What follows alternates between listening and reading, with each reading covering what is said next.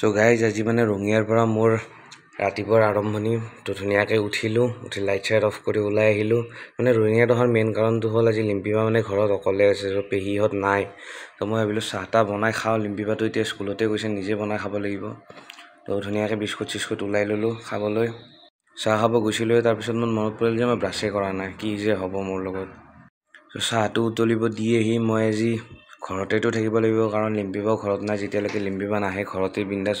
বহি থাকিব লাগিব আৰু বেলেগ কাম নাই চ' তাৰক মেহতাখন লগাই দিলোঁ আৰু চাহটো খালোঁ কাৰণ তাৰক মেহতা চাই চাহ খোৱাৰ আমেজেই বেলেগ সেইটো মই ভাবোঁ দেই ইতিমধ্যে লিম্পিবাও আহি পেলাই ঘৰত তাৰপিছত আহি পেলাই সৰু মাছ ভাজি দিলে তো ধুনীয়াকৈ মাছ চাছ ভজা হোৱাৰ পিছত